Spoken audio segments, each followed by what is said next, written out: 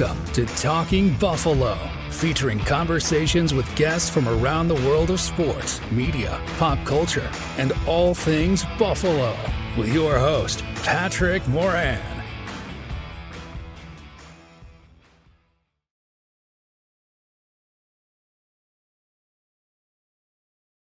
To another episode of Talking Buffalo, your weekday daily driver for Buffalo sports talk and more.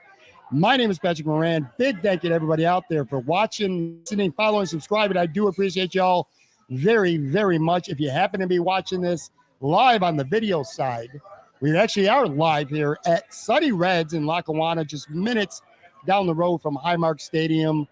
And I am joined by two very special guests this Buffalo Bills preview week. First, in the middle, my man, Buffalo Bills beat reporter, Shout. I love your podcast, by the way. Co-host Ryan Talbot. Of course, I'm talking about Matt Parrino. And to our left, legendary, longtime Buffalo sports talk show radio host, Howard Simon. What's going on, buddy? I'd have gone with iconic. So I don't know what you feel about that, but apologies. I think legendary means old. I seriously, that, right?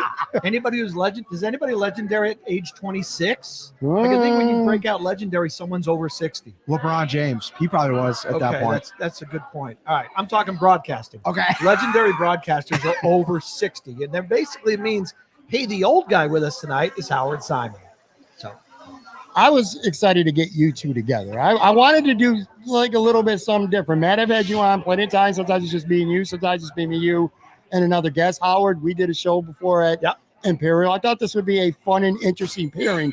And as it turns out, I should have had the camera going while we were eating some wings and some pizza here, which, by the way, are always the bomb at Sonny Red's. A podcast within a podcast, just to talk at dinner before the show is interesting. It might be more interesting than the show itself. What was your favorite part? Stuff that we can't talk about on the air. Can I tell you a quick how cool is Matt's story? Yeah. So first off, we started using Matt as a guest. I don't even know how many years ago. You were working for UFC, weren't you, right? Yeah. So we would get Matt on the show to talk about UFC. Eventually you transition over to the Bills beat, and he and Ryan are always great about coming on. So I get done at GR. I quit. I was off the air. I was doing something for Channel 7 for Leading the Charge. I think it was the draft show at the stadium. So it's a month after I'm done at GR. We're outside the where the media room is. This guy comes outside in the cold and the wind to run over to the set to hey, congratulations on retiring. Oh, that's good luck cool. and all that. And I was like, wow, that was really cool that he actually came out of the building, came over to say something to me. That's how cool this guy is. People don't really know this about me, but so I grew up in Buffalo, huge Buffalo sports fan. And I go back with you, I don't even know if you know this, to Empire Sports Network. So when I saw somebody comment on this today, it was Jim Brinson, one of the hosts that used to be on Empire, took me back. I was card-carrying member of the Artie Baby Boo Boo fan club back in the day. And so I've kind of come up in that world. I always looked at people that did this job as something that I wanted to do, with my life. It's so funny, such a small world. I was a huge fan when I was in high school of Jeremy and Brad. They were on the night show. Yep. And now my son and Brad Ryder's son play baseball in awesome. competing high school or little leagues. And it's just cool. It's so Buffalo. And there's some kid out there now that says, someday I want to be Matt Parrino. There is. Hey, for real, man. That's true. It is true. How about that? Huh? Full circle. Well, here's the thing I'll tell that little kid. And I say this to a lot of people, because I'm a bit of a crossover, right? Between traditional media and the newer age content creators. Absolutely. I kind of, I'm in that gray area. I'm in kind of both worlds. A lot of people don't understand. People ask me all the time, "Are you a Bills fan?" Because I grew up a Bills fan. Yep. And I say, well, when I started this job, I was actively putting that to bed, right? I was actively saying, until I'm done with this, I'm not gonna be rooting anymore. There's no cheering in the press box. Correct. But I will say, it naturally ends the day that you start this job. You're in the locker room. Every moment that you spend with the Bills, you spend working. You're punching the clock. You're going to the office. I love what I get to do at the office, but it's still the office. Yeah, and it's different as a talk show host, though. As a reporter, he does have to approach it that way, and I did when I was out for Empire covering stuff. Yeah. When you transition over to a talk show person, it's completely different. Yeah. You could be a fan. There's nothing wrong with that. In fact, you should be. I mean, I want the Bills to win. I want the Sabres to win. I'm a fan. I don't necessarily have to be objective. I'm not reporting on the team. I'm giving you my opinions as a fan who sits behind the microphone talking. So it's kind of different and I think you're right. And honestly, that's not fun all the time because you do have to have that professional business-like approach. Whereas I can walk in or used to walk in and do a show and cheer or boo or slightly curse. I mean, I like being a fan and doing that as opposed to, nope, you're a reporter, no emotion. Sure. If you're out doing your job, you cannot get caught up in everything. Let me get my personal pandering out of the way before we dive into some Bills. What does your buddy Tone Pucks call you? Pandering Pat? Pandering Pat. Oh, no, that's yeah. Buffalo. Yeah, it's Wins. Buffalo Wins. Yeah, he calls me out Pandering Pat. So let me live up to that name. I'm going to do a little bit of pandering right now. There's a specific reason why I wanted both you guys together for this show. Because, first of all, you're two of my favorites, but for kind of like different reasons. In the case of Howard, for younger sports fans, and not to make you sound or feel old, but middle-aged, some middle-aged sports fans too. You're looking for the 50-plus crowd tonight. You are one of those people, like the soundtrack to a lot of Buffalo sports fans, their lives growing up, including mine. You know what I mean? And I've always admired that. But what I've always liked about you the most, and this is going back. He's welling up a little bit. Pandering. The pandering's an Cheers coming overdrive. out? Okay. Maybe that was the hot wings. One of the things they weren't that hot. Okay, here's the You thing. got a sneaky spicy. I'm sorry one to there. interrupt this, but so we had the wings. They were delicious. The first couple felt very medium-ish. Yes. I had one before we started. I need some milk, and I could take spicy food. Yeah. But by Sorry, the way, go too, big shout out the owner here, Justin. Yes. He's not feeling well. He's not here tonight. He was looking forward to hanging out and meeting both of you guys. So, all the best to him. Hopefully he gets better soon. But yeah, the food is outstanding. It always is. Yeah, for sure. Anyway, back to Howard. One of the things I've always admired about you is as popular as you've been through all these years, and even now, even though you're not doing sports talk full time anymore anyway, you never came across as somebody who was better than. And I know that might sound silly, but there's some people, I'm not going to talk about anyone specifically, but there's some people out there, whether it's this market or other markets, where you kind of get to a certain stature and it's almost like larger than, or, you're better than. I've never, like, you were like the sport, not just like the soundtrack for so many fans, but kind of like, the risk of being corny, like the common man too. Like, you represented like the common man with Buffalo sports for a long, long time. Well, wait till you get my fee for the show tonight, and then you might change your opinion. He was never bigger than who he thought he was. I don't know. There's no reason to be. Why would I be? Why would anybody in our business be? I mean, I know why they are. I'd like to believe I didn't have a big ego. I don't. I mean, I say a lot of dumb things. Used to. I got a lot of predictions wrong. I was wrong about a lot of things on the show. I'm just like anybody else. I just happen to have a microphone. So honestly, I never looked at it as, wow, this is so hard to do. Only a few people know how to do it. You can pull anybody off the street and have them talk about the Bills and Sabres for a living. So what makes me that special? I don't know. I just was never that big a deal. You've always been the first to make fun of yourself too. Why not? I beat everybody else to the punch. It's gonna happen anyway. I see my notifications. I might as well get ahead of the game a little bit. And then You told me, you gave me a little piece of advice earlier. Don't ever look at the notifications. God, don't look at the notifications. Yeah, the comments. Don't read the comments. It's a dangerous world. Never read the best thing about not working anymore is not reading comments on X, Twitter notifications. Because everybody's nuts. In the case of Matt, one of the things I like about you most, and you talked about this just a few minutes ago a little bit, you do kind of represent you're across. You are in mainstream media. You are credentialed. You are covering the team. You're on the other side of the rope. You're in the locker room. But you've always been and continue to be accessible to, well, I guess we'll call it alternative media. There's bloggers, podcasters, like this show now for, going over 5.5 years, 6 years. You've been on this show a lot. You do a lot of podcasts, and it's not necessarily just with Sal and Matt. You know what I mean? You do solids for a lot of people, help them grow their brand. And you've also been a good influence on some of the media that's actually kind of branching out and coming up now. Like, for an example, AJ, he's doing his thing in Batavia now. You played a big part in his development. Sarah Holland at Channel 4, she speaks glowingly of you all the time. She's doing her thing now and starting to strive at Channel 4. And you've played like a nice role in that. So like, I don't know if you want to call it a tweener or whatever you want to call it, but between the mainstream and the alternative, you've been an ally to both sides. And there's more than most. We'll just say it that way. More than most. The alternative style, like if you're looking at nationally, internationally, like that was the way of the future 10 years ago. Yeah. Like video podcasting, like I come from the UFC world. So obviously Joe Rogan, Ariel Helwani, who does it, I think better than pretty much anybody in sports journalism. That was like my standard. That was my goal. Shout out to Ariel. He does a great job. He is actually just starting his own new venture. He's kind of rewritten the playbook as a sports broadcast / reporter. Sure. He does a great job. But in terms of bringing people along, I mean, I had people bring me along. Like I had people, Brad Ryder, I mentioned him earlier. Like I was at UB. He was doing the in-game announcements. Yes, the PA. Yeah. And we started doing a Bulls basketball podcast together. Nice. He had a radio history. He's like, let's do it. I'm down. Mark Gaughan, I reached out to him, cold emailed him. He's at the Buffalo News, still there today, killing the game. And I said, I want to be a reporter. He was on the phone with me for 60 minutes. Yeah. I was in a parking lot at some, department store, whatever, talking about what I got to do to make it in this business. And those kinds of people set examples for me.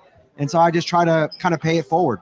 Well, I appreciate you paying it forward because, again, not everybody does. A lot of people do. I mean, you're not the only one who does that, but that's one of the things I've always appreciated about you. Before we get into some Bills talk, I kind of want to do like a little bit of a season preview. I got some questions for you guys. But Howard, you're still all right. So you retired from WGR, but you're not like totally out of it. Like you still dip your toes in the game. You're doing stuff Channel 7. You're still living. But now, I mean, even at WGR, like you said, you were a fan even when you worked. But now you like really are a fan. How's it feel going into a season like this? The season is literally just a couple days away, and now you just literally are a sports fan like most of the people here at Sonny Reds. Yeah, it's a little different. It's a little less stressful. I don't take the game home. I don't have it affect my home life as much as it used to, which is a good thing. Yeah. Because my job doesn't revolve 100% of the time around did the Bills win or lose the day before. So from that standpoint, I mean, I still am into it emotionally. I'm invested. I want them to win. I hate when they lose. I get depressed when they lose. I'll yell and scream and curse at the television, all that stuff. I still react the same way. But I'm not going to lie. When they lose a bad game or a playoff loss and the season's over and I know I turn the set off and know I don't have to go in the next morning and rehash all this stuff, I feel good. I mean, I definitely do not miss how it dominated my life because – as you know, if there's a set of sports teams that is not good for dominating your life, it's Buffalo. So I don't miss that at all. I mean, I said, I still want them to win. I hunker down. I still stay away from other human beings when the game is on. I still am not a good person to be around while the game is being played. But there is, like I said, it's nice to know when the set goes off and my article's done, I'm pretty much done until the next game, which is refreshing. How do you like TV? How do you like doing TV as opposed to? Yeah. I mean, I know you did TV for years, yeah. But like being in the booth, the radio booth for all those years, and now doing the TV and the way that you're doing it, like yeah.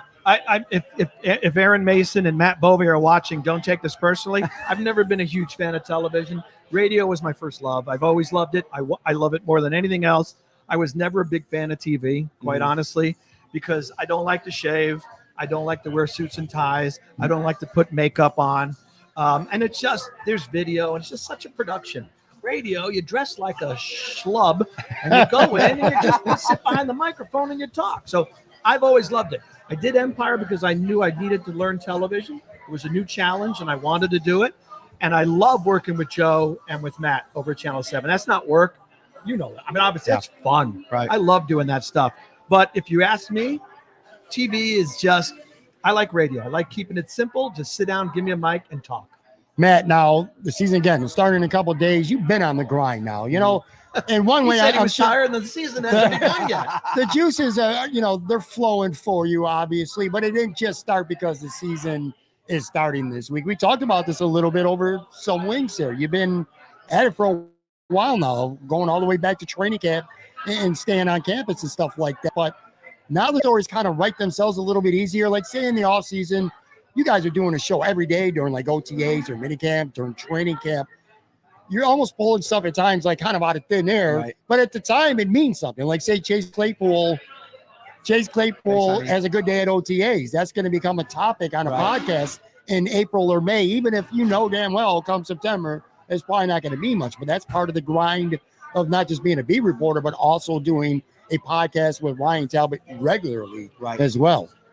Yeah, I mean, I don't mind the grind of the offseason because I like to set the table, right? Like I like to kind of put everything in its proper place. And like, I got to be honest with you, some years I feel like I have a good handle on the team and other years it's less. And this year it was less. Like, I mean, I thought Chase Claypool had a chance to be a real part of what they were doing offensively and obviously got hurt. And who knows if he stays healthy, what that looks like.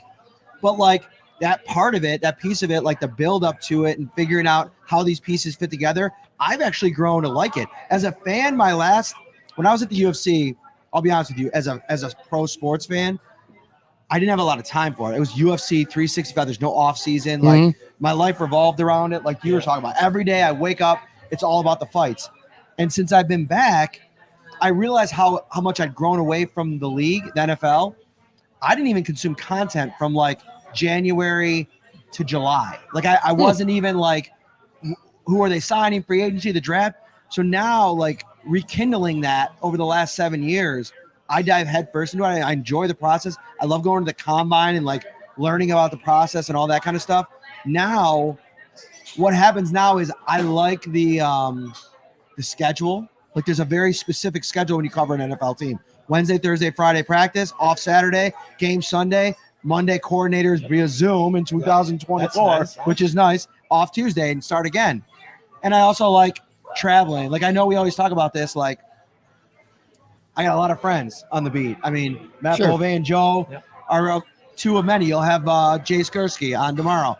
We were just texting today about the Bills play Baltimore in week 4. Do we fly into Baltimore and spend the night in Baltimore, which is blah, or do we fly into DC? I look forward to the Baltimore hate mail coming in. Do we fly into DC, hit a Nationals game? Oh, there you go. Nice park. And then just drive to Baltimore the next day or the next night. Go to DC. Kayla's like, wait, what are you talking about? You haven't literally by your wife yet. My wife is here. That's not a good look. She doesn't like when I go to baseball games without the fam.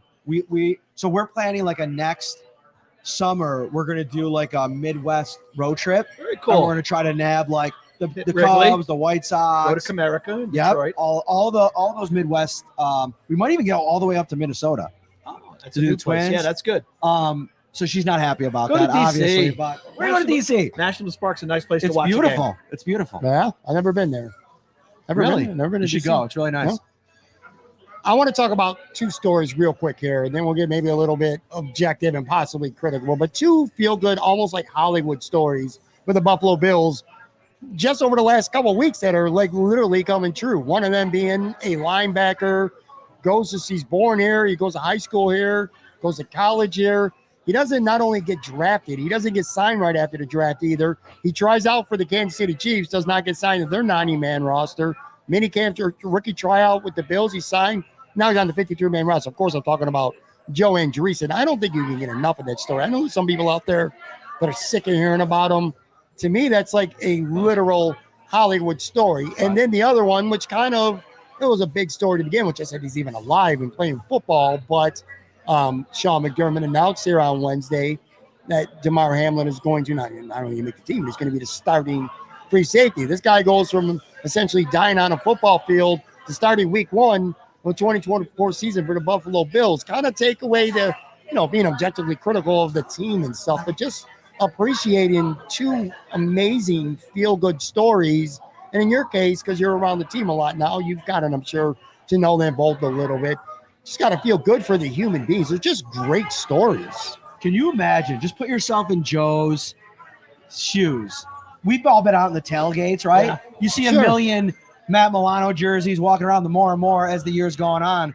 To go from that is your favorite player that you're going to watch a game in his jersey to now he's your teammate in the same locker room, and you're literally starting in a game he's watching. I think that was actually right after he got injured.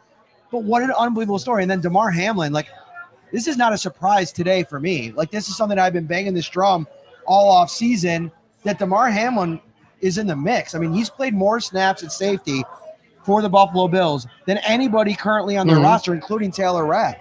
So I think Sean McDermott's relying on a guy that's been in the system, knows the system, has played snaps in the system.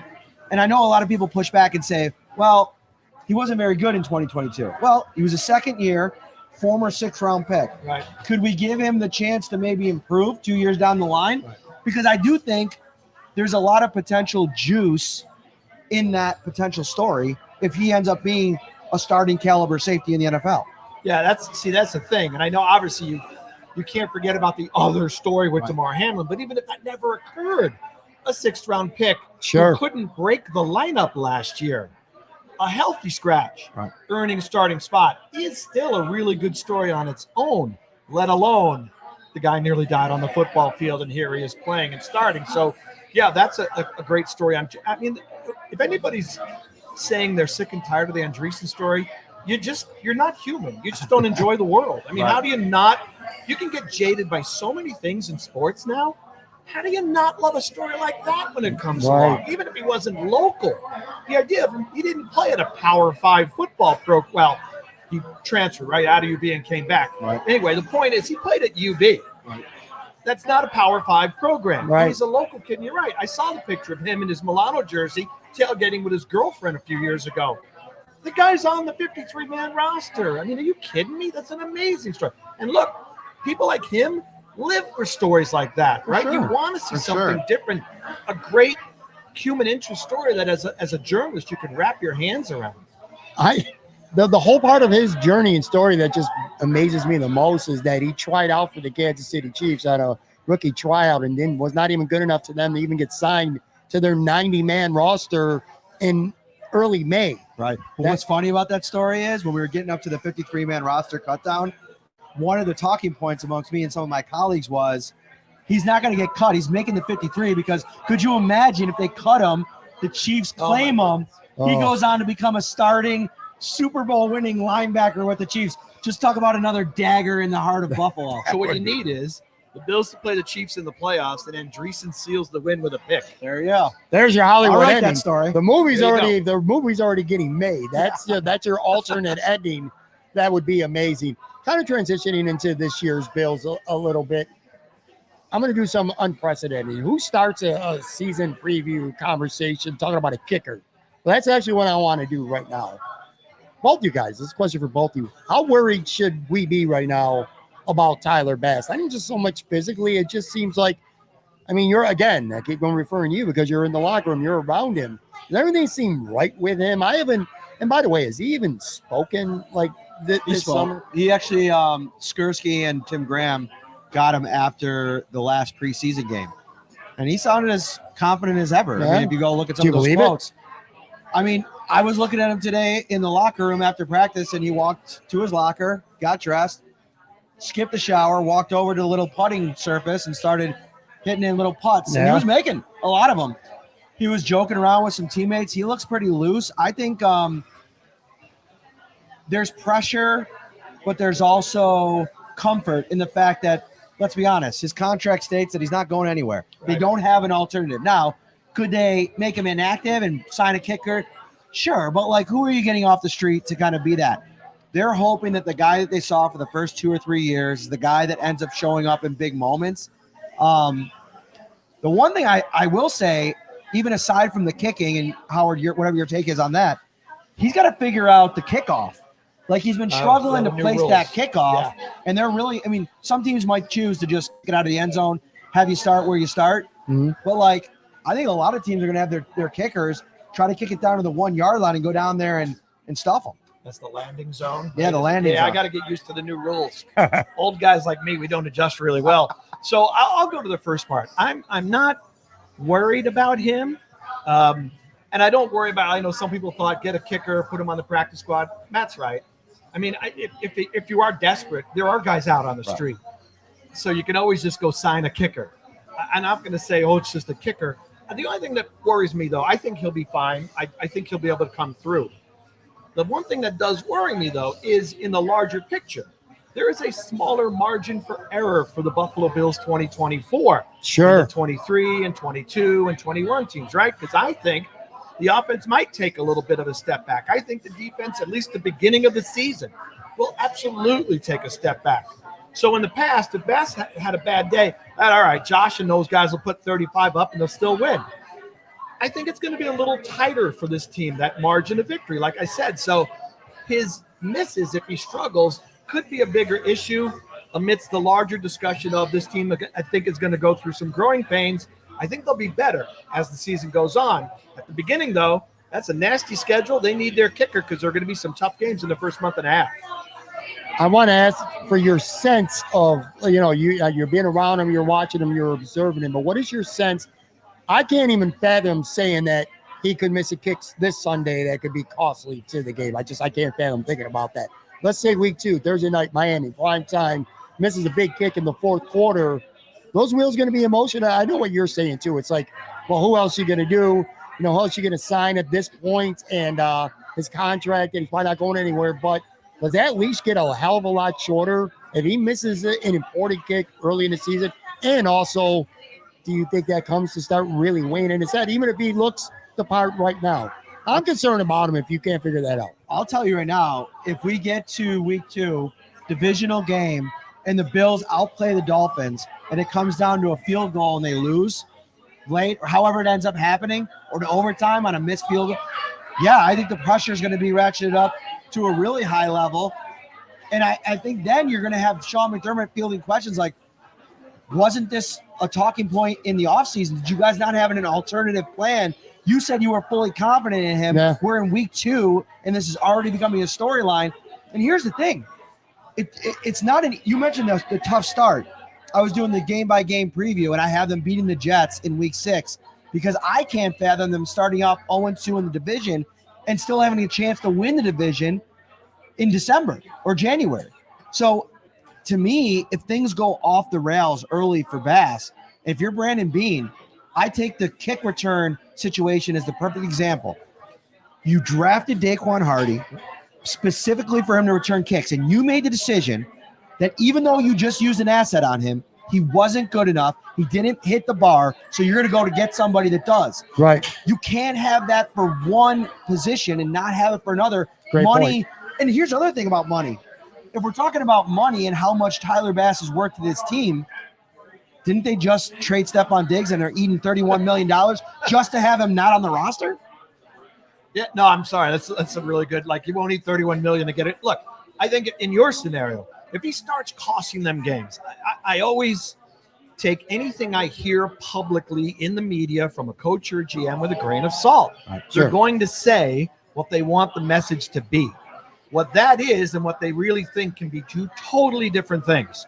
So if your scenario unfolds and he starts losing games for them by missing kicks, the story will change fast. Right. They're going to go find a kicker. You can say you love the kid and we're behind him and we believe in him, and I'm sure they mean what they say.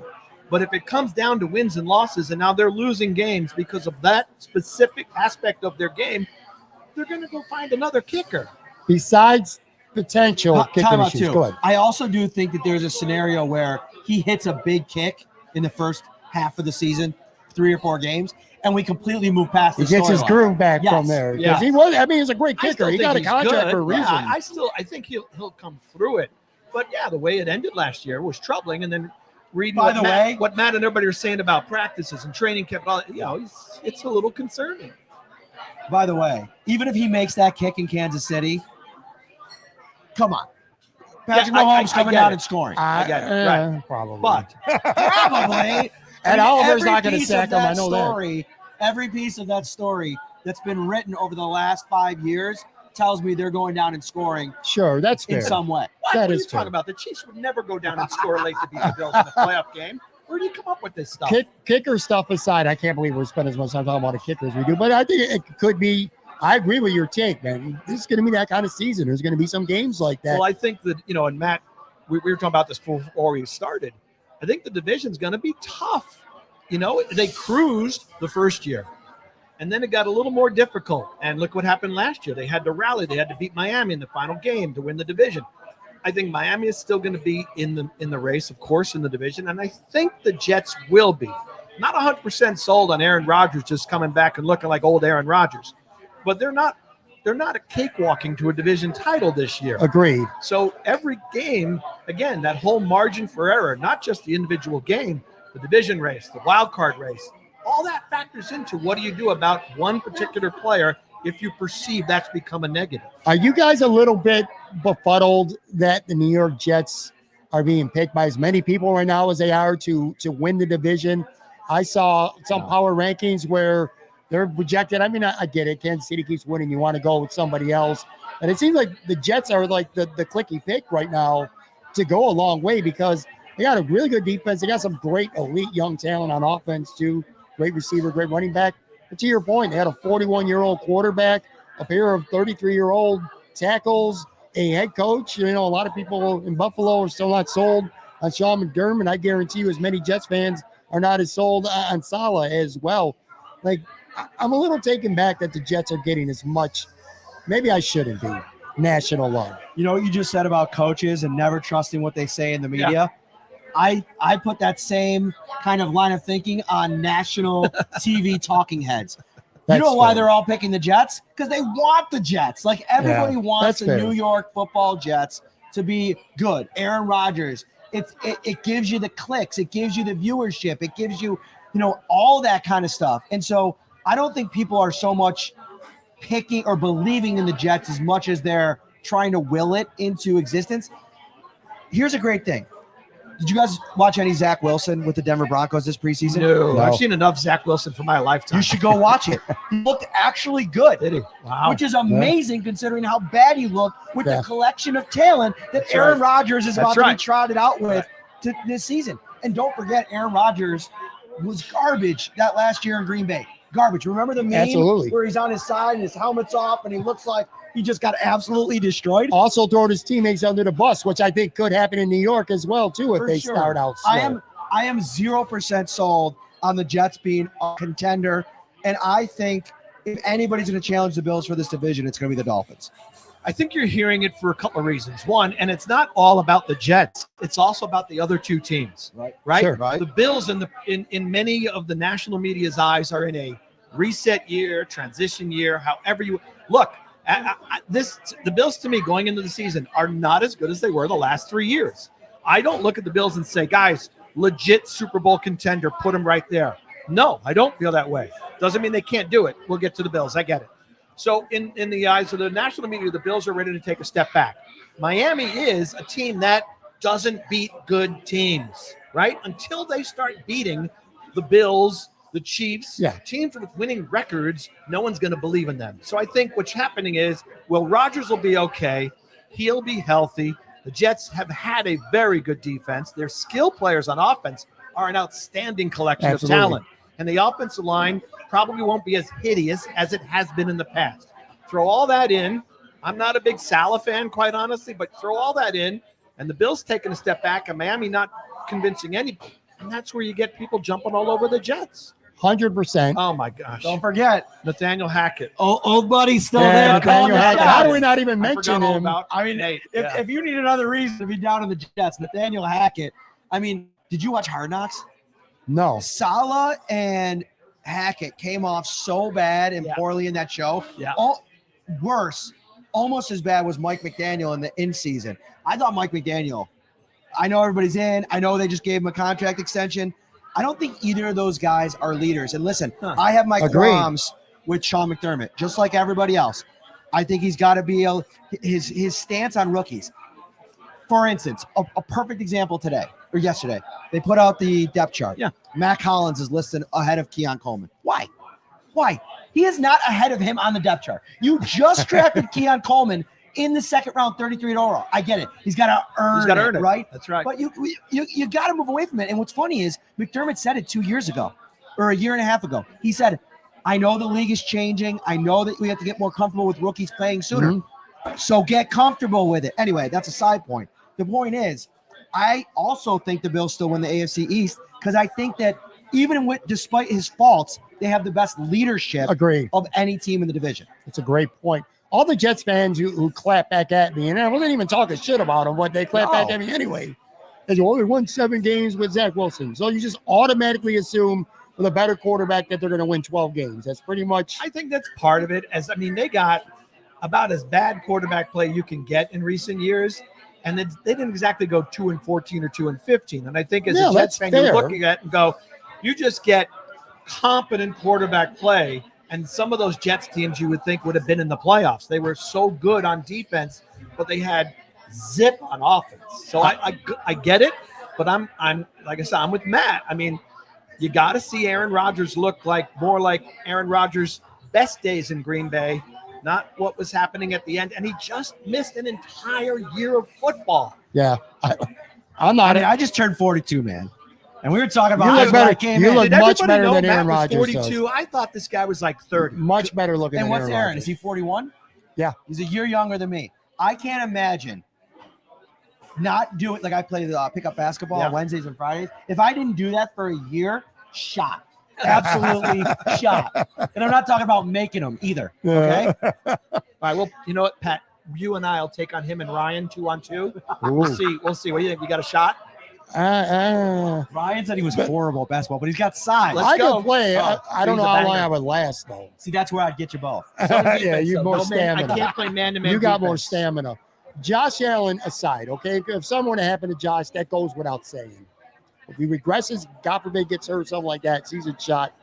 What about this team concerns you the most going into the season? Like if the Jets are to win the division, if Miami is to win the division, why would that be? Like what concerns you right now most about this football team as we're just a couple of days away from the start of the regular season? 8:40? Yeah, he said 40 minutes. 8:40? Right, and we still got like 6 bullet points. Yeah, but I'm going to skip a to the meat of the conversation. Listen, and it's not a knock. The podcast within the podcast. Time, dude. And I was the guy who was late to the break. You're right. You said an hour and 20 minutes, right? So it's we're not going to be an hour halfway and 20 there. minutes. We're halfway there. Folks, we are well past the Halfway to midpoint an of hour this and show. 20 minutes. So I'm skipping some of this shit. Okay, so the biggest concern, it's gonna. I feel like it's deja vu. I think it's the weak side linebacker position. Like you got tremendous play from Tyrell Dotson last year when Matt Milano went out, and I think to expect Dorian Williams to come in year 2 and do his best version of Terrell Bernard, that's a huge ask. It is. And I think like if there's any struggles up front with the ability to get pressure, ability to stop the run, then all things kind of fall on that second level. And then you have the other questions about the safeties, which we could talk about as well. To me, if Dorian Williams ends up being a real legitimate player at that spot, I think that cures some of the potential ills that you'll face in that defense. So for me, that's where I'm starting. I'm not concerned about Hamlin. He's done it at a high level. Taylor Rapp is a guy they had in their building for a year, and they're handing the keys to that safety room to him. He won the Miami game last year. Yeah. And by the way, do we talk enough about Christian Benford and Rasul Douglas being one of the best cornerback duos in the NFL going into this Taron season? Johnson. The Bills cornerbacks, those 3 are among the top 3 that any team in this league could put on the field. Agreed. Don't even think about the corner. Well, knock on wood, they stay healthy. Yeah. But don't even worry about the corner. He's right. But I would tell you, I'm sorry, I didn't want to that's good. I'm passing. So I'm not going to take linebacker because, of course, there's no Matt Milano on the roster to replace Matt Milano. So there's a given that's a problem. Now the good news is they learned how to play without him last year for most of the season. I'm going to go on the offense. Everything for me always goes back to the offense. This is not about Josh Allen. This is about the wide receivers. They're fine at running back. They're fine at tight end. If the Bills are going to win, once again, it will largely be accomplished on the shoulders of the offense. That is the strength of this team. That's what has to drive the 24 Bills. I am not sold on everybody will eat and will be fine. I am not sold on you don't worry, you don't need a wide receiver 1. Can it work? Yes, but I'm very skeptical. I am not sold on they're better off that Diggs is gone. He was a prima donna. He was a problem. Every wide receiver, by the word of salt, is a prima donna. They said that about Andre Reed when Andre was here. Okay, it's the position. So I do think you look at that. You're asking Coleman to come in as a rookie and make an impact. You're asking guys like Hollins and Curtis Samuel to step their game up a little bit. as much as we got on Gabe Davis's case, statistically, when the game was on, he was very productive. He just wasn't consistent. 82% of the wide receiver catches from last season are not on the roster. Right. I'm concerned about the wide receivers and the passing game and the offense's ability to drive this team. I got to be honest with you. We're talking about a podcast within a podcast. You kind of sold me a little bit more. I walked into Sonny Red tonight really down on the safety position. I don't know that I am so much right now. I'm very worried about the safety. Yeah, we were talking about this too. I did none of that for Howard. None of that. He's trying to talk me off the ledge, but I'm really Yeah, worried that push back that on they're your going Diggs to. point. Okay, you try and tell me about the safeties, but go ahead. I don't want to talk about safeties. I want to Okay. talk about Diggs because to me, that's the biggest storyline of this season. Like the perception that Diggs was still a factor last year. No, the last half of the season, he disappeared. I Right. get it. The first, it was. But I want to night go and day back from before. the first half But I to the want to go second back half. before that. I want to go back to the sidelines in Cincinnati. Yeah, And to me, and post when he tried to bolt from the room. if I'm Brandon Beane, yes. I know, I get it. If I'm Brandon Beane, I'm having a very serious conversation then about his future with the team. And I think what happened was they realized a little bit too late that this was going to be a fence that they couldn't mend. And when he shows up the next year for minicamp and he gets sent home, like the whole year, he even said it in GQ this week. He put this ominous, He thought it was his last year, horrible right? vibe on the team all last year. You could tell in the way that Josh Allen answered every question about Stephon Diggs since that sideline interaction. But guess what? That's on management. Then Yes. you wait, like you said, you waited too long. If you thought 2 years ago this is going to be a problem, then you better prioritize wide receiver at that point. Don't wait another year and I then totally get rid of agree. him, knowing you probably weren't re-signing Gabe Davis Right. and overhauling the room, and then go, hey, we should probably get a wide receiver in the draft. They did it in their own way, though, and Well- we didn't even see it. When they drafted Dalton Kincaid, that was I know in that's essence their weapon in the passing game. their I get way it. to do it, and they I were get moving that. away from Diggs. And Diggs, I think he saw the writing on the wall and he didn't like it. I get Here's that. what I think that the one point I wanted to bring. I lost my train of thought. I had a good one. It'll come back. Keep going. You're right about Kincaid. Kincaid might end up leading the team in catches this Yes. season. He's that good a weapon. In fact, he's better than Dawson Knox, and they should lean on Kincaid more than they use Dawson Knox, quite honestly, based on what I saw last year from Kincaid. But I just think there's just an acceptance of, look, and I get it, Beane and McDermott have earned the benefit of the doubt. Absolutely. I will more often than not give them the benefit of the doubt because of their track record. But I think there are too many people riding off wide receiver going, it's fine. Gabe wasn't good. Diggs is shot. He was ruining the locker room. Don't worry about it. We'll be fine. It'll be okay. I just don't think it happens like that. I don't think it's that easy. Who were the 4 teams remaining last year at the end? Don't ask me about memory. Kansas City, San 49ers, Francisco, Detroit. Baltimore, and Detroit. Yeah. Of those 4 teams, how many bona fide number 1 wide One. receivers are there? one. Who? Amon-Ra St. Brown. Yeah. And he's even a little bit borderline. He's a great Kansas City. player. Kansas City traded theirs. Baltimore. Didn't have one. No, they don't. Not at like a Diggs level in his prime. No. Right. Detroit and And yeah, San okay. Francisco is kind of weird because I Well, yeah, that's right. technically he's a Debo- wide Debo. receiver 1, and so is Debo. Debo, yeah. I But forgot they're- Debo. Sorry, Niner fans. Right. Anyway, my point being is you need a number 1 weapon. I think that's true. I think you need a number 1 weapon. I think the Bills are hoping or banking on the fact they have Kincaid. Here's the other thing, though. Yeah. Why I'm sold or at least buying into the approach that you don't need a number 1 wide receiver. You don't need a number 1 wide receiver when you have a Josh Allen.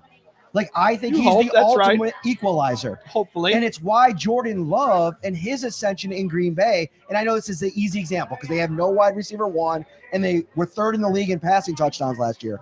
But I think they're onto something. Jordan Love was even in the media this offseason saying, I don't want a number 1 wide receiver. I like the fact that nobody's like, barging down my door asking for more targets. I think Josh Allen wanted a reprieve. Yeah, I get it, but I think he is very good, and he can probably do what you just said. I mean, well, I was going to say Mahomes did it without Tyreek Hill, but he has a Hall of Fame tight end. Right. But it's I'm just saying it's not a given. Like Kansas City had Hill, Cincinnati has Jamar Chase. Philadelphia went out and traded for A.J. Brown, even though they have like 2 number 1 wide receivers. Debo, Brandon Ayuk. Like, there are some quarterbacks in this league. Look what Miami tried to do to help out Tua. Like, they have 2 number 1 wide receivers. I'm just worried. I'm telling you, I don't think it's as easy as don't worry, they won't miss a beat. I don't think that's giving enough credit to what they had and what they have now. I agree with that. And a lot of this is just to kind of get the conversation going. Let's push forward to next year. Let's say this season is average. They make the playoffs. They win a playoff game. Yep. They lose to Baltimore, whoever, Houston, whatever. Now they're set up after moving on from Diggs, having all that room, and they can get aggressive in the draft to go up and get a wide receiver. Or free agency. Are you okay with the way that the last 2.5 years panned out if that's the end result and you're starting with this regime still in 2025? Or are you still holding them accountable for the fact that you don't think that they were? No, I'd have to see. Well, first I'd have to see what they do to address wide receiver in the next offseason. Top 10 wide receiver in the draft. If it's a true priority, I'm absolutely okay with that. Because then, guess what? That's your wide receiver 1, unless Coleman turns into that guy, by the way. Either way, both those guys are on cost-controlled rookie contracts. For Coleman, 4 years. If there's a top 10 pick, 5 years. Right. So if that's the way this plays out, I would have been impatient to get to that point. But then they would have done what I needed. Okay. And they still make the playoffs this year. And then they get better next year with that guy. That's fine. I just think people are writing off this as it's not a problem. I think it absolutely can be a problem. We are here live at Sonny Red's. Well over 1,100 people watching us live on the video side. Too. Oh, don't do that. I swear to God. This conversation, by the way, I'm got losing spicy. sleep over the I safeties. am here for it. I felt like a fan right now. I'm sitting I'm back. sitting there I'm playing. The enjoying pass the rush is hell so out of good. this. The safeties won't get exposed, and don't do that. I'm sorry. I got enough stress. I had to bring a little levity to the conversation. Here's what I want to Great. do. I want to play a little game. You don't want to take these notes, by the way. You know, those things. Whoa. Let's Those are his notes. living room. Really, those were his notes. I was through them anyway. Show's gone to hell. I want to play a little bit of a game here. So we're at Sonny Reds. Love their wings, like mild, medium, hot, whatever your choice is. I want to go around the table, and I want to get a Bills take from each of you. I want to get a mild Bills take, something that we consider mild, and myself as well. Then we'll move up to medium, and then we'll end with a hot take when it comes to the Bills. Right. So I'm spicy. I don't think it's going to be more spicy than that last 6 minutes of that conversation. That was gold. I already am looking forward to clipping this. While you guys are talking, I'm like, clip. That's awesome. But let's start something mild, Howard. Give me a mild take, like something that's not going to be outlandish. So I'm trying to think what to say for a hot take. A mild take. Something, yeah, kind of. So mild. lock it in. The Bills are in the playoffs. Is that a mild enough take? I don't the know Bills if that's will win the even division. mild, though. The Bills will win the division again. Okay. That's All right. I would consider that a medium take. Howard, Did I go to medium or is that mild? No, that's mild. That's mild. your I got to figure out medium and hot now. So I think this is Greg Rousseau will have 10 plus sack season. That's going to be my take. That's not fair. Do something else. Mild. That's mild. Well, that was going to be a medium. No, that's not. That's too I small would have time. a hot. That had to be my medium. All right. All right. All right. My mild take will be Khalil Shakir leads this team in both catches and receiving yards. That's medium level take right there. Is it That is medium? a medium. See, this level is just take. like real wings. Like some wings are too hot for others. Like these Yeah. are hot now. Like these are just right. That's Like- only mild to me. All right. I'll allow it. Let's keep going. Medium. All right, we're going to go to medium, Howard. What's your medium Bills take? All right, By the way, I had to gotta think figure out how about this these. I'm literally thinking in real time right now. So I'm trying to figure out how to phrase this. Christian Benford will make people forget about Trey White. that's good. Okay. Benford is going to be a stud cornerback. That's such an There you interesting question. That's such an interesting He comment. just has to stay healthy and play every day, which he hasn't done yet. He's that talented. His Okay. play down the stretch of the season last year, like those last 3 games he played, was, I would argue, the best all-around cornerback play this team's had since Trey's All-Pro year. His not being in that Kansas City Chiefs Huge game. difference. Dude, can we talk about that actually for a second? How Absolutely. screwed the Bills were? Rasul Douglas playing completely injured. No Benford, no Right. Bernard, no Milano. Yeah, I know. Micah Hyde with half a neck. Yeah. It was rough, man. Yeah, it was rough in crazy. that game. AJ Klein. Daquan Jones wasn't all the way back No, from his he pec wasn't all the either. way He wasn't back. the That was same tough. player. So we're going to go from the Bills used to have one of the best, if not the best, safety tandems in the league, right? Universally, it was accepted. Now it's going to be cornerbacks. They will be one of the best cornerback trios in the whole league. That's a nice medium take for sure. Shoot, might even be hot. That's borderline hot. As it should be, though. Like, I mean, that's Sean McDermott's specialty. They should have a great That's right. cornerback. That's safety right. duo. Okay, so a medium-sized take. I got to look up the stat. This could be tough because it's subjective. James it's just Cook like will have less drops than he did last season. That's Is that a medium take?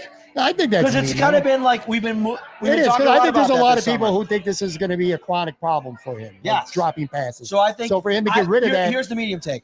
We won't be talking about James Cook drops at the end of the season. that's a good one. That's medium. Mine isn't I had to work necessarily. through there a little Mine bit. is not saying that you're wrong. I'm adding to that. My medium Bills take is Ray Davis is going to be what this team thought and hoped that Zach Moss would be when they already had Devin Singletary, but they came back and took it was day 2 there and taking Zach Moss. I think Ray Davis is going to carve out a good role on this team. James Cook could have a big year. That doesn't mean he's going to be 4th in the NFL again in rushing.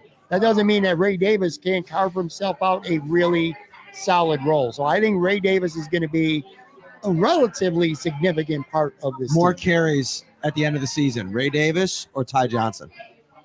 Ray Davis. At the end of the season, Yeah, I I'll think say Ray will Davis have too. more carries. I think Ty Johnson will outcarry him the first month, though. I think early on, I think you'll see more Ty Johnson. I'm To predicting your Ty point, Johnson. To your point about McDermott, with the rookies. That's why. Yeah. That's why. It's always got to be just to a certain level, right? Like he never just lets him. Even James Cook his rookie year, remember? Like he was a 2nd-round pick, and he didn't have a ton of. I mean, Motor was still here, so obviously that was still his job. But I think Ray Davis, despite having a really good summer, I don't know. I still think Ty Johnson is going to be the number 2 back. Ty Johnson was good last year. Yeah, by he's the way, great. when Joe Brady I got took the over. hot take. Ooh, All right, here's the hot fired take. up. Howard Simon's hot take. Hopefully this works. Dalton Kincaid will be top 5 tight end catches and yardage this season. So last That's year, in the NFL. in the NFL, the 5th highest total for yardage was Sam Laporta, 889. Mhm. And the 5th highest total in catches was, I want to say, 81. So Kincaid will have over 80 catches and 900 plus yards. Okay. That would definitely be hot. Fire. That's fire. Is that That is. That was a fire. Okay, That's no one- that spicy win that you're you not had playing earlier. this that back at crept the up end of on the you. year when he has like 60 catches for We are. 500 yards. We are. That's I going to might be clip that. dialed up. This is why I never did hot takes when I was on the air. So I need a hot. You got your hot take yet? I might need a second to think about it. Yeah, Need my phone? I think I got one good and one bad. All right, A go ahead. bad hot take. Yeah, one bad and one A good. bad hot take meaning it's stupid or it's just No, a negative bad hot take connotation? like not for the Bills. Not good for the Bills. Gotcha. You want me to go? I got one bad. Do you? Yeah. You want to go? You want to Yeah. save it? You want to save it? Go ahead. You go first. All right. I got 2. I'm going to cheat. My bad Bills hot take is I don't think Tyler Bass is going to be on the team at the end of the season. Okay. All right. I think the confidence thing is going to be a problem. Hopefully I'm wrong. I'm going to throw that out there, but I think they're going to have another kicker at some point. My good hot take is Terrell Bernard is going to be an all-pro, or he's going to be at a minimum a Pro Bowl linebacker Oh, this you year. walked out. I wanted, Wow. That I went from wanted spicy to say medium all-pro. real quick. Yeah, I almost said all-pro, but then I'm like, hold on, there's Yeah, only all one pro, huh? middle Pro linebacker. Bowl and all pro. Terrell Different. Bernard is going to be a legitimate Pro Bowl middle linebacker this year. Here's my hot take. Osiris Torrance will be at least a 2nd-team All-Pro. Oh, Not Pro Bowl. Not all Pro Bowl. All pros. At legit. least 2nd-team All-Pro guard this season. wow. That's how high I am on Osiris All right, Torrance. I got a bad take then. Probably more left guard than center, but left guard maybe and/or center. One of those guys is going to lose that job during the course of the season, Ooh. and they're going to have to find somebody else. Is Alec Anderson that answer? I'm sorry, Alec Anderson, could he be that I don't answer? know because the depth on the offensive line he's got almost as many NFL snaps as those guys do. Yeah, that's for So real. I'm worried about I got 0, by the way.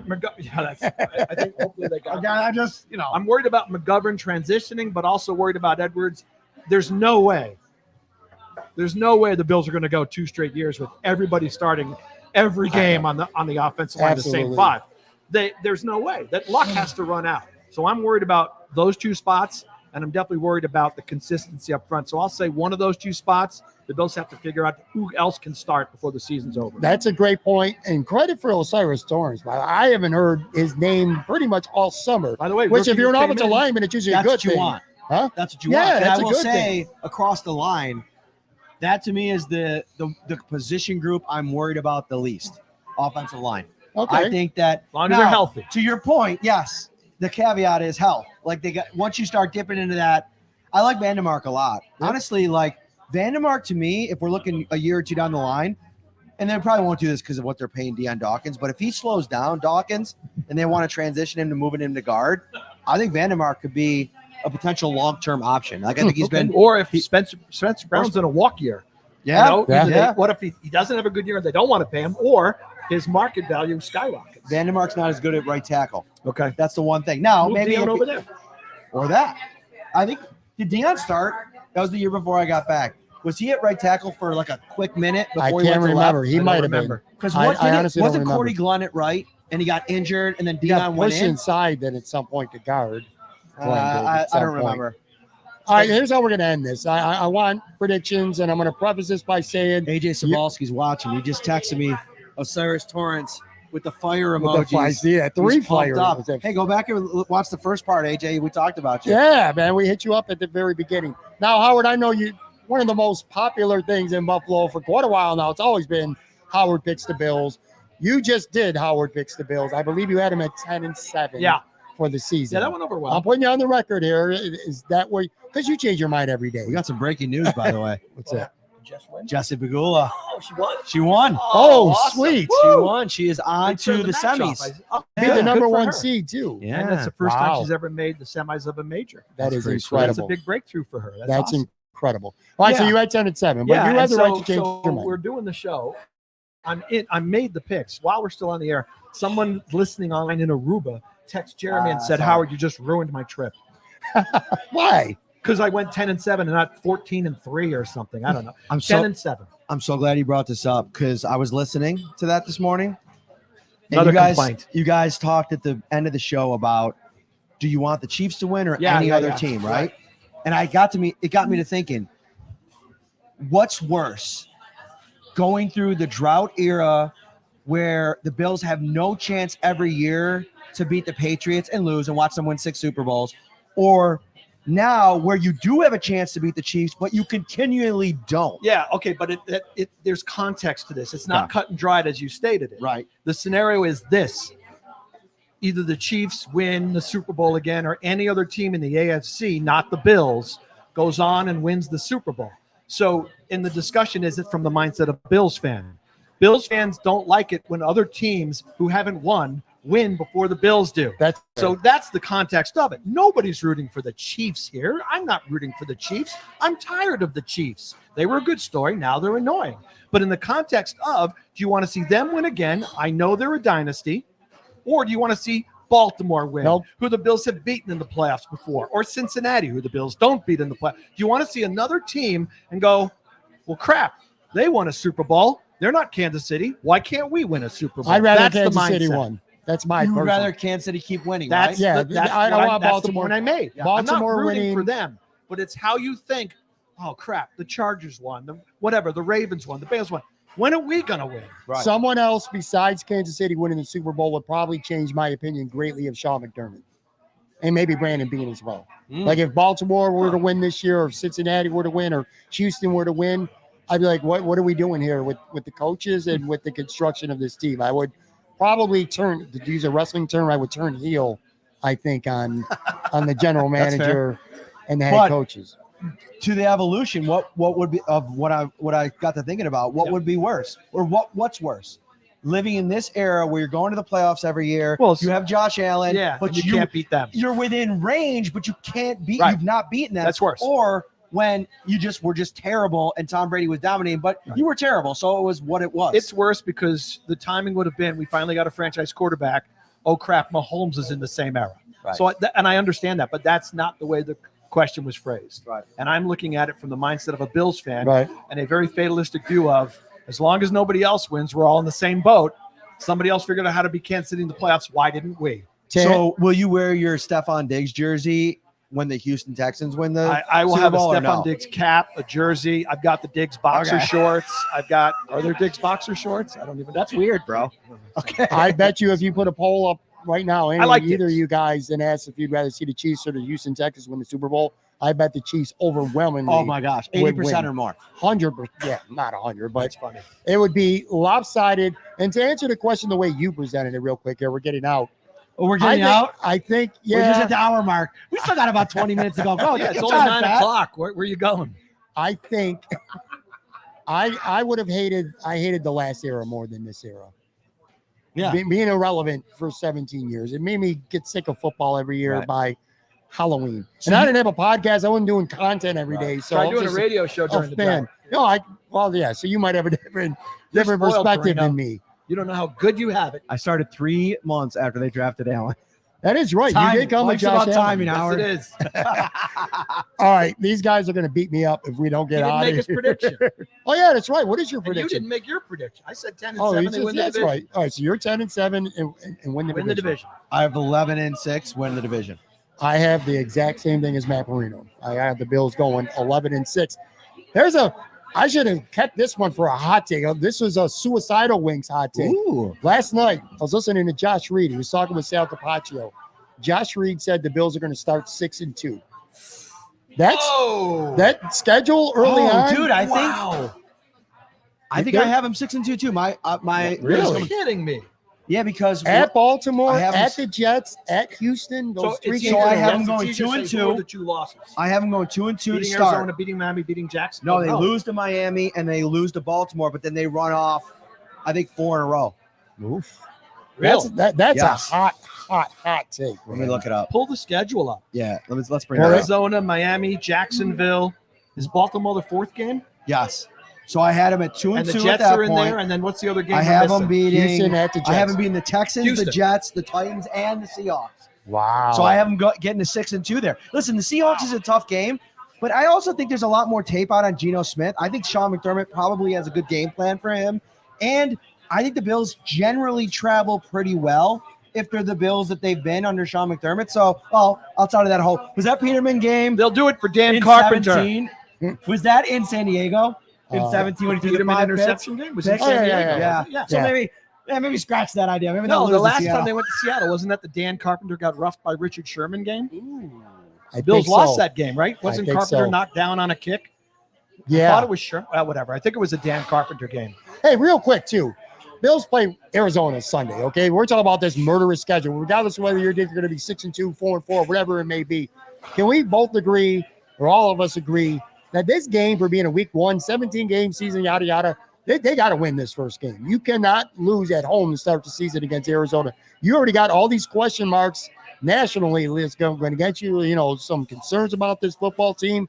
If you go out and you lose at home to a team that's perceived to be near the bottom of the NFC, this could be a really long season. You're going to have one of the longest weeks of your life if Arizona beats the Bills on I won't Sunday. actually, because I got to turn around, get right to the that's stadium Thursday. on Monday That's a short week. for the short week. Go So to they have Miami. open locker room on Monday, Tuesday's That's media okay. day, and then I'm on Actually, the you know road. what? In a sick, twisted way, if they did lose to Arizona, it's a good thing you throw that thing away fast because there's a game on Thursday. Yeah, good point. Yeah, but to your point, I do agree. Man, how do you deal with the next 4 games if you lose your first one At home. I mean, you're going to learn a lot about the Bills in the first 5 weeks. There's no way around that. Sure.